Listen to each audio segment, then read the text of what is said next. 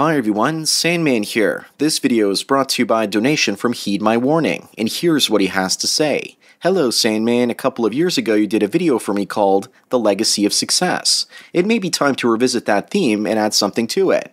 Why, you ask? Primarily because of a new film called Hidden Figures. In this film, based on a real story, 3 black women operate as mathematicians for NASA in the 1960s, and play a key role towards getting men to land on the moon. There are those people who say, why hasn't this actually been in the history books? I have a better question. Why didn't they actually pass down their story to multiple generations? As a man, if I had their accomplishments, a grand tale would actually be passed down to subsequent generations. In doing so, many would be inspired to follow in my footsteps. Take note, it's not my intention to belittle their success, rather to trace the origin, just like the Legacy of Success video generally implied.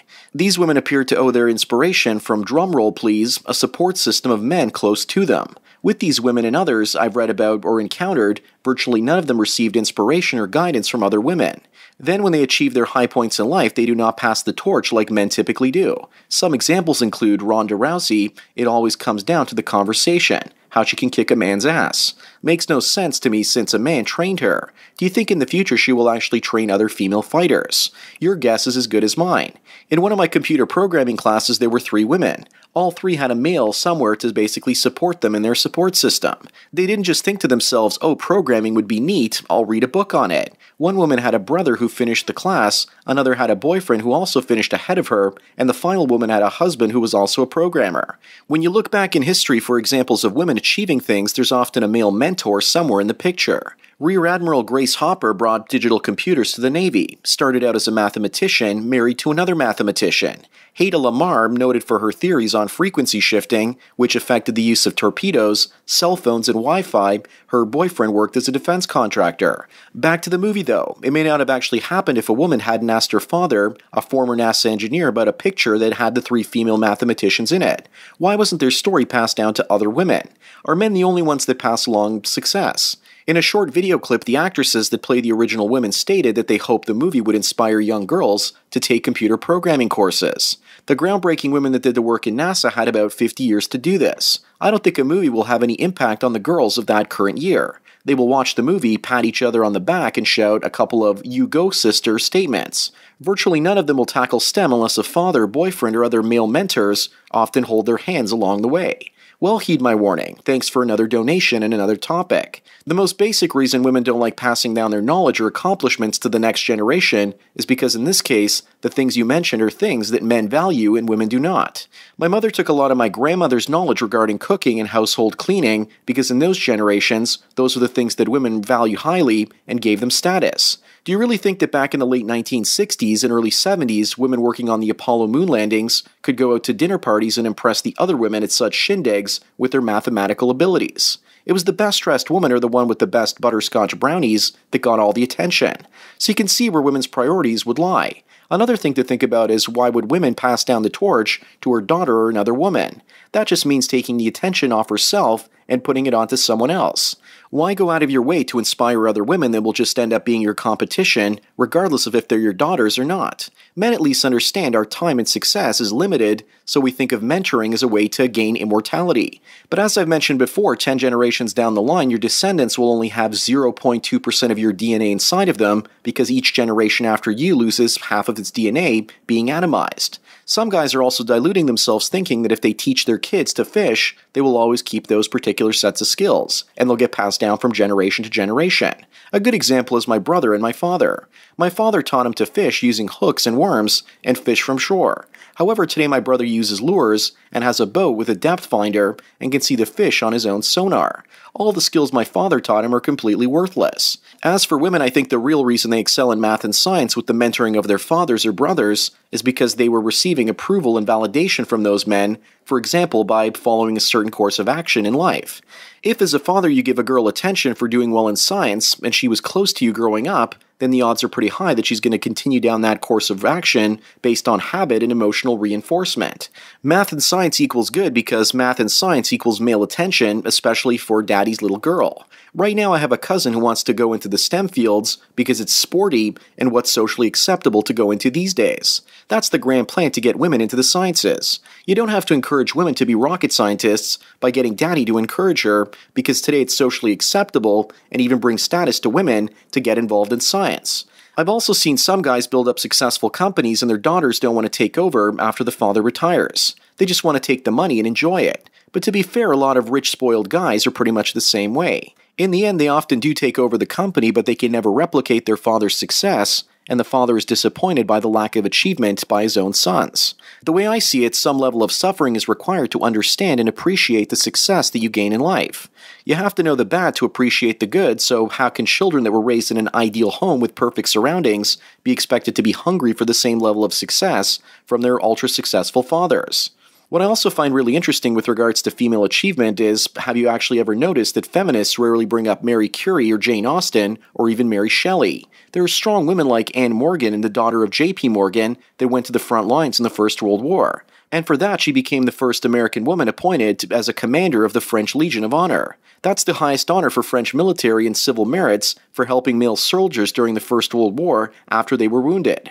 Remember that this is also a woman that Nikola Tesla was involved with to some extent in the late 19th and early 20th century. He could have easily married her and had all the funding he wanted from the house of J.P. Morgan for his inventions, but he chose not to. But that's a tale for another day. Heed my warning, you also asked me why they don't pass down their story to multiple generations. And I know many men that don't really pass down their stories either.